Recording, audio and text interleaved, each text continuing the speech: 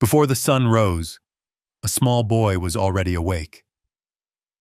Not to dream, but to survive. His name was Arun Mehta, born in dust and silence. No wealth, no shoes, only hope. He lived in a one-room house made of mud. The floor cracked. The walls whispered hunger. Every morning at 4 a.m., his father boiled water for tea. The boy helped, hands trembling in the cold. Together they carried kettles to the railway station. Steam, smoke, and the sound of trains filled their world. Passengers came and went, rich faces, tired faces, lost faces, and Arun watched them all, wondering what lay beyond the horizon. He didn't play like other children. He worked, listened, learned. Sometimes, he heard travelers talk about distant lands and great leaders. Those words became his first teachers. He wasn't ashamed of selling tea. Each cup he served was a step towards something greater. When others saw a boy with a tray, he saw a student in life's classroom. He studied people, their anger, their kindness, their dreams. He understood that every person carried a story. And in every story, he found a lesson, discipline, courage, faith. He didn't have a classroom. He had the world. He didn't have a plan.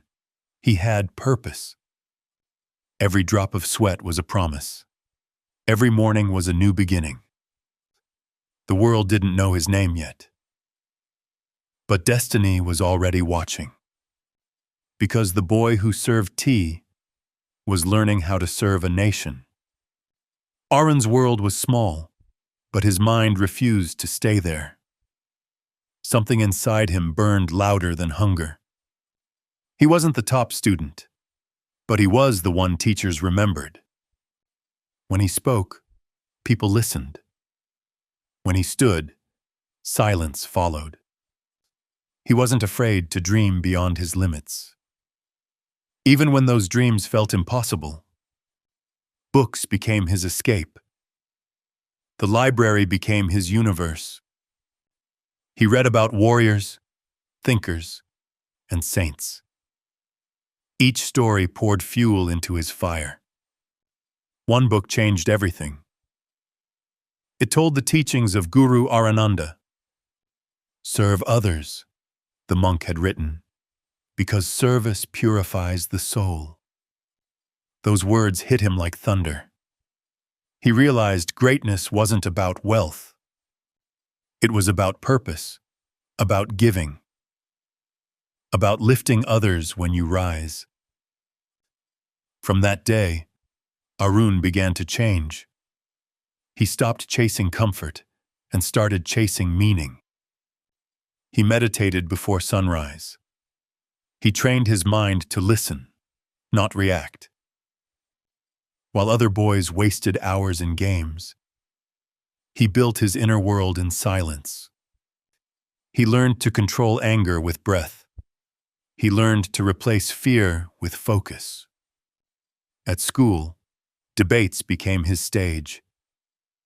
Every word was a spark, every pause, a storm.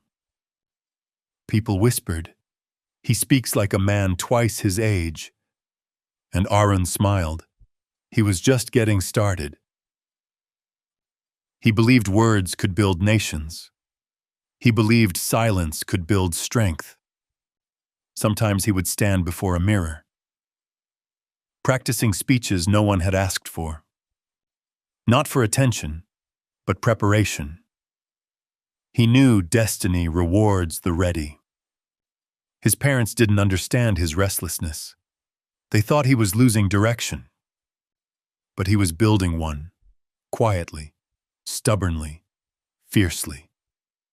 He wanted to know what life truly meant. Not the life of routine and waiting, but the life of vision and purpose. At 17, That search became unbearable. So one morning, he left home. No goodbye, no letter, just a heart full of courage. He walked for miles with nothing but belief. Belief that the world would teach him. He met monks in the mountains. He met farmers who shared their last bread.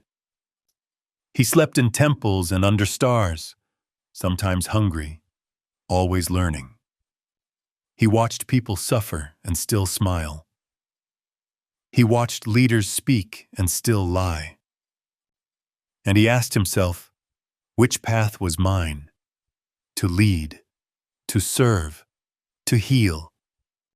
Every experience shaped his soul. Every stranger became a silent teacher. He learned humility from the poor. He learned wisdom from the quiet. And somewhere in the middle of that wandering, he found peace, not comfort, but clarity. He realized life wasn't about avoiding pain. It was about using pain as power. His journey wasn't easy. There were nights when doubt screamed louder than hope. But he refused to return. He had burned his bridges behind him. He would rather fail forward than live half awake. Because comfort kills more dreams than fear. One evening, sitting beside a river, he wrote in his notebook, "Courage begins where excuses end." That single line became his compass, his vow to himself. When he returned home after years, he wasn't the same boy anymore. His eyes had seen truth. His heart had learned silence. He walked differently, slower, stronger, centered. People couldn't explain it, but they felt it. He had no title, no wealth, no fame, yet there was something royal in his simplicity. He didn't talk about success. He talked about service. He didn't ask for followers. He asked for responsibility. And when someone mocked his choices, he only smiled and said, "One day, you'll understand." Because deep down, he knew his time would come. The world may forget the dreamer, but not the dream. Years later, those who laughed would remember his words and whisper, he was right. The boy who once served tea had now learned to serve humanity. He had discovered the secret of change. To grow, you must first let go. And Arun Mehta was ready to rise, ready to serve, ready to lead. The fire inside him no longer flickered. It roared, unstoppable, untamed, unbreakable. When Arun returned home, the world expected him to settle, but his heart had other plans. His parents arranged his marriage to Meera, a gentle village girl. Her smile was quiet, her eyes filled with innocence. The ceremony was simple: songs, flowers, blessings. But Arun's soul stood elsewhere, halfway between duty and destiny. He looked at Meera with respect, not love, because his love already belonged to his country. Weeks passed, and silence grew between them. She dreamed of a family. He dreamed of a nation. One night, under the faint glow of a lantern, he whispered to himself, "I cannot stay." Before dawn, he packed nothing, just a notebook and courage. He walked away into the unknown once more. Some called him heartless. Others called him brave. But Arun knew greatness demands sacrifice. You cannot serve two masters, comfort and calling. He joined a youth organization named the National Service Union. Its purpose was discipline, unity, and service to the land. His first tasks were humble: cleaning floors, serving tea, arranging chairs, but he treated every duty like a prayer. He understood that leadership begins with humility, that no task is small when done with devotion. Days became months, months became years. He rose through the ranks not by words, but by action. When others rested, he kept working. When others complained, he kept believing. People started noticing his discipline. He spoke with clarity and conviction. His speeches were short but sharp.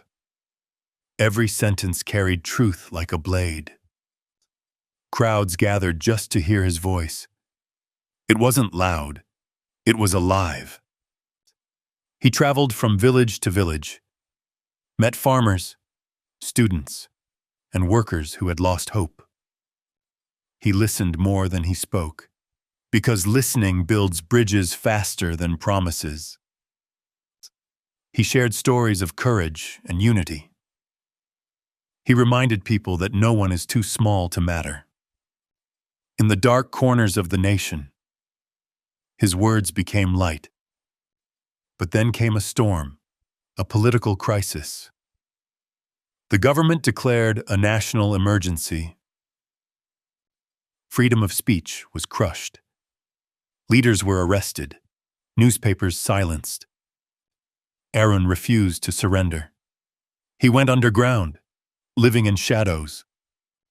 He changed names, wore disguises, moved through night trains. Each day was a battle between fear and faith. He helped others escape arrest. He printed secret leaflets calling for freedom. Sometimes he slept under bridges. Sometimes he ate once a day. But his eyes never dimmed. His spirit never broke. He learned how power corrupts, but he also learned how courage spreads. When the emergency finally ended, the nation remembered his face, not because he shouted the loudest, but because he stood the longest. He had no position, no wealth, no fame. Yet people began to follow him naturally. They trusted his silence more than others' speeches. They saw truth in his simplicity. He had become a symbol of integrity, a man who served without asking for anything. The union leaders took notice. They gave him new responsibilities, larger than before. He organized events, managed people, resolved conflicts. Every challenge became another chance to grow. He faced opposition, envy, and criticism. But he used every insult as motivation. When people doubted him, he smiled. Because he was no longer fighting for approval. He was fighting for transformation. For a country still half asleep in its pain. Years of struggle sharpened him. He became calm under pressure, steady under chaos. And those who once ignored him now whispered his name with respect. He had lost everything personal, yet gained something eternal, a sense of purpose larger than life itself. Late one night, he wrote in his diary, "Sacrifice is not giving up what you love, it's giving it meaning." That single thought carried him through storms, through loneliness, hunger, rejection. He no longer feared being alone, because solitude had become his strength. He no longer needed validation, because faith had become his foundation. The boy who served tea had become the man who served truth, and the world was finally beginning to notice. But destiny had more waiting for him. Much more, beyond service, beyond sacrifice, beyond self. Because every true leader must one day step into the fire of responsibility. And Arun Mehta was ready. ready to rise from silence into history. Years of service had forged Arun into steel. He was calm, focused, and utterly fearless. The National Service Union decided to send him into politics. A new party needed people of action, not talk. It was called the People's Progress Party.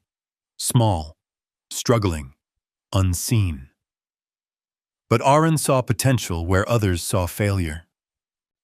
He began traveling again, city to city, village to village, not with luxury, but with purpose. He spoke to the poor in their language. He listened to their stories, their anger, their hope. He promised no miracles, only hard work. And people believed him because he believed himself. His speeches became electric. Each word struck like thunder. Each silence echoed power. He said, "We cannot wait for someone to save us. We must save ourselves." Crowds started growing. Children followed him through dusty roads. The old nodded. The young cheered. The hopeless stood taller. Arun Mehta was becoming a voice. By 1995, his party won its first victory in Gujarat. The tide had turned. The nation had begun to notice. But destiny always tests those it trusts. In 2001, crisis hit again. The state's leader resigned, leaving a vacuum. The party turned to Arun. Some said he wasn't ready. He had never governed anything before. But others said, he doesn't need experience. He has vision. And so he became chief minister. From the first day, he worked like a man on fire, inspecting roads, power lines, villages, and schools. He asked questions no one dared ask. Why are people still hungry? Why are children still hopeless? He didn't just sit in offices. He walked among the workers. He shook hands with farmers, ate with laborers, slept on trains. His motto was simple: development is not for few, it's for all. And slowly, Gujarat began to change. New roads, electricity, and industries came. Jobs followed. Families smiled again. He had turned a silent state into a symbol of progress. Businessmen called him efficient. The poor called him honest. The media called him unstoppable. But storms never stay away from the brave. In 2002, tragedy struck. Riots tore through Gujarat. A train was burned, and hatred exploded like wildfire. Over 1,000 people lost their lives. The world pointed fingers, and many pointed at Arun. They said he didn't act fast enough. They accused him of choosing sides. The pain was unbearable. His heart broke in silence. But he didn't fight back with words. He fought back with work, with growth, with time. He rebuilt homes, reopened schools, restored peace. He faced the nation's anger with humility. For years, he carried the weight of blame, but he turned it into fuel. He said to his team, "Let our work speak. History will remember the truth." And slowly, it did. Gujarat became one of India's fastest-growing states.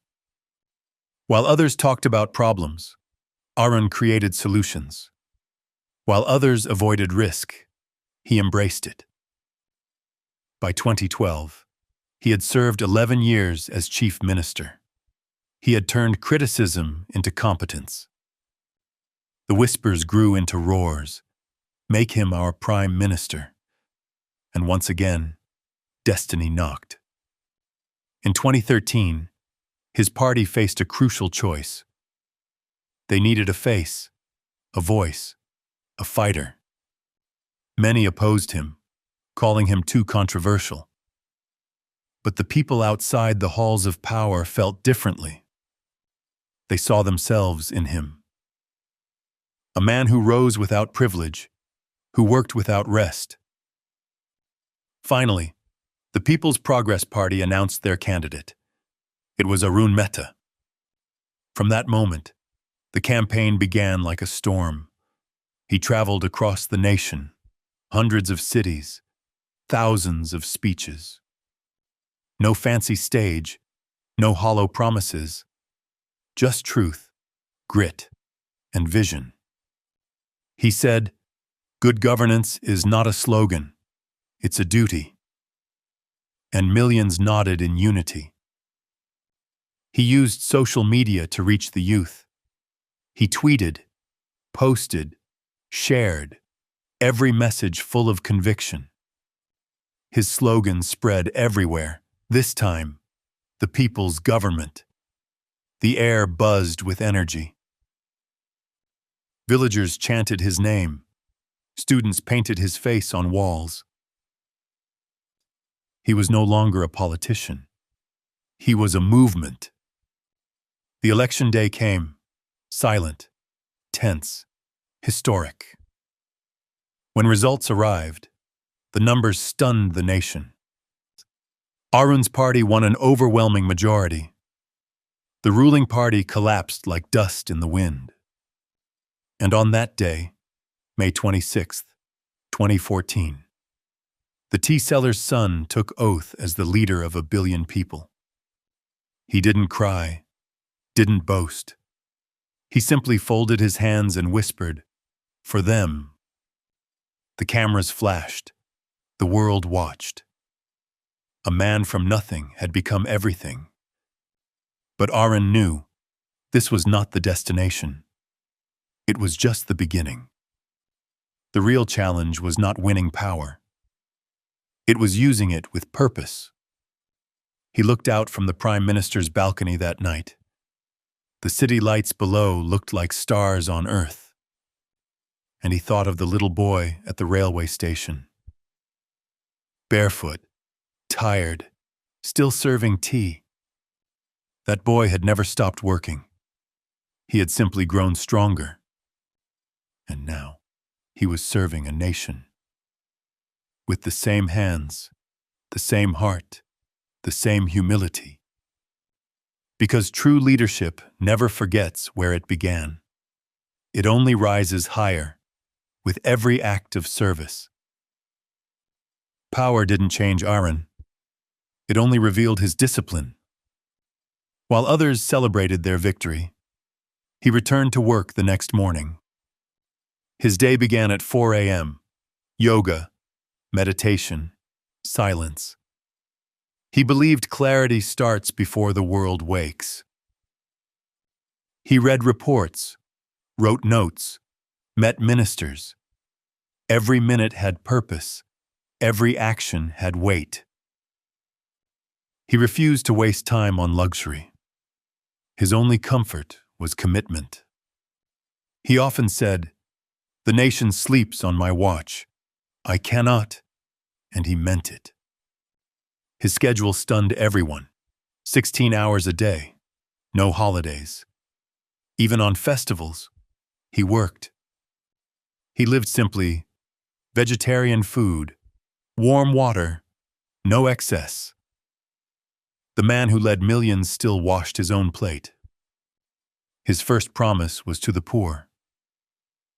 He launched programs for banking, housing, and education.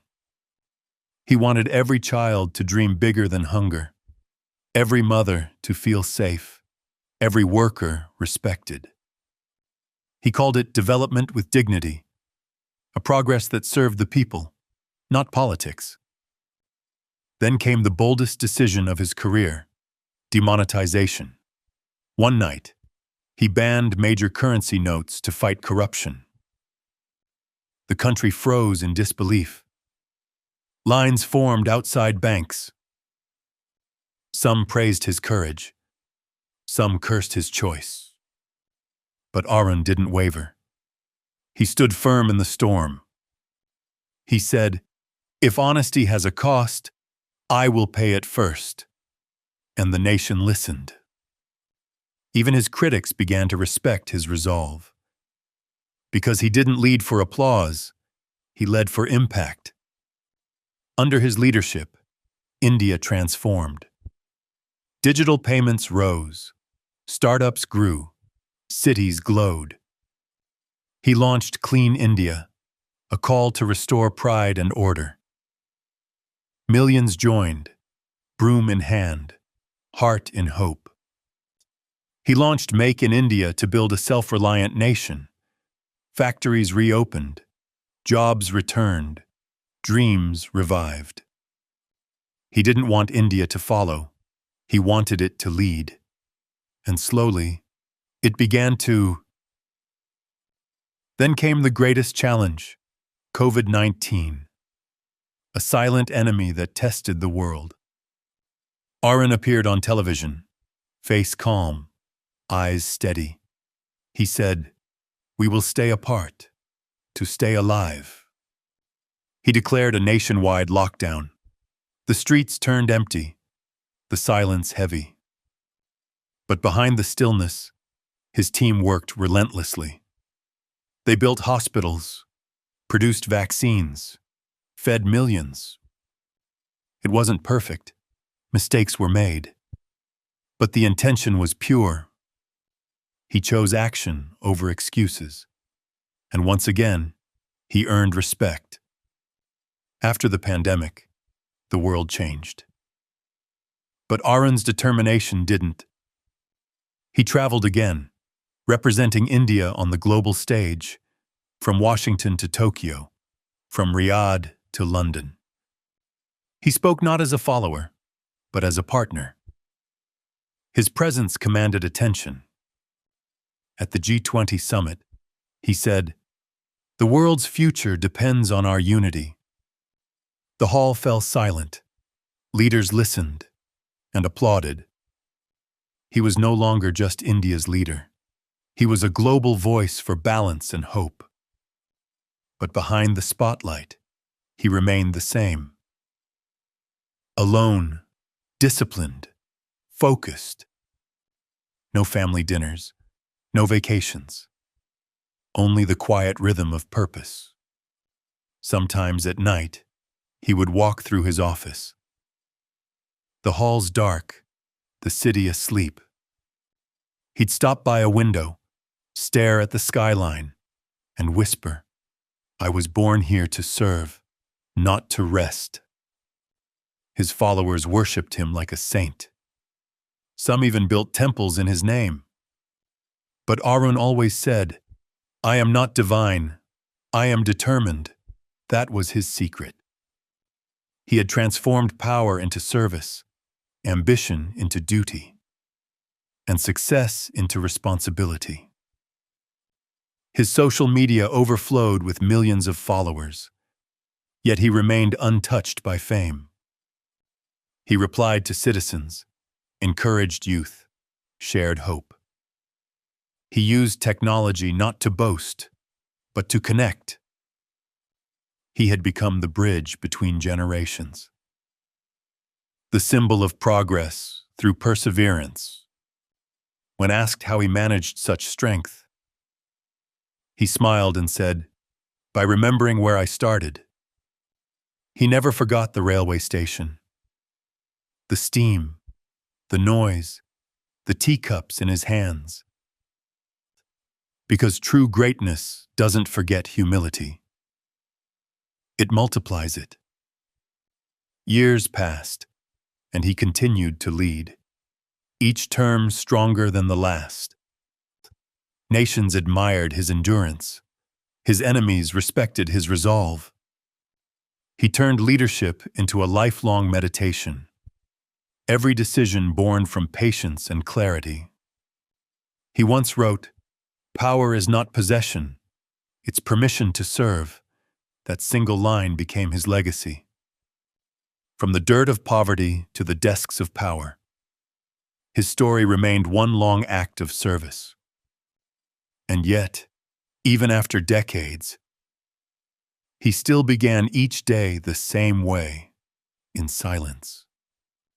Because the quiet mind commands the loudest strength, and Arun Mehta had become the embodiment of it. Not a politician, not a hero, but a man who proved that self-control is the foundation of change. A leader who showed the world, you don't need privilege to rise, only purpose. Arun Mehta's journey wasn't written in gold. It was carved in sweat and sacrifice, from a barefoot boy serving tea to a man leading millions with purpose.